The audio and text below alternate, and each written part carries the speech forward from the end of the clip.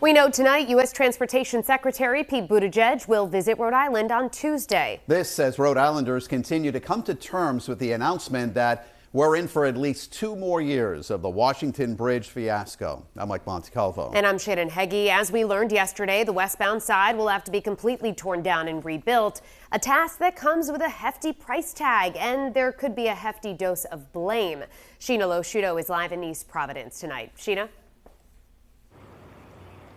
Well, the governor said on multiple occasions today the fact that the bridge needs to be torn down and rebuilt should have been discovered really years ago at this point. But who is to blame? That is the million-dollar question we're trying to get answers to as Rhode Island's congressional delegation weighs in. You know, it took us 90 days to figure out what they should have figured out 5 years ago. The bridge needed to come down. $250 to $300 million. Those are the first estimates we're hearing on how much the new Washington Bridge will cost. The price tag will get more specific once a contract for the new bridge is awarded. Construction is expected to last into 2026. And these are big numbers, so it's really important to dive in deep.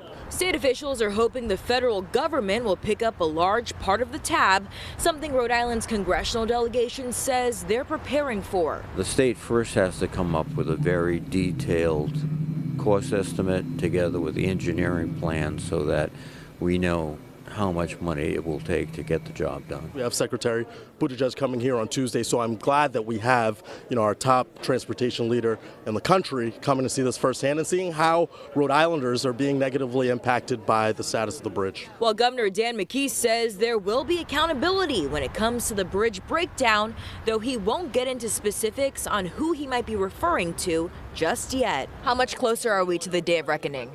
Well, I think that, again, we're going to be continually getting the information, as much detail as we can on what drove us to the decision yesterday, right, and then circle back. And again, today we learned that Secretary Buttigieg will be here in Rhode Island on Tuesday, and Governor Dan McKee says he has been talking with the Secretary and President Biden, so everyone is in the loop about the bridge. Reporting live in East Providence tonight, I'm Sheena Loshuto, 12 News. A member of President Joe Biden's cabinet is coming to Rhode Island next Tuesday as the state hopes the federal government will help them cover the cost of replacing the Washington Bridge westbound. Governor Dan McKee is still promising a day of reckoning for those responsible for this mess. Sheena Loshuto joins us now live from East Providence. Sheena, we're now on day 95 of the closure of the westbound side. That's right, and all eyes continue staying on this project. U.S. Secretary of Transportation Pete Buttigieg will be here on Tuesday. Meanwhile, local leaders say it is time to once and for all find out what happened here.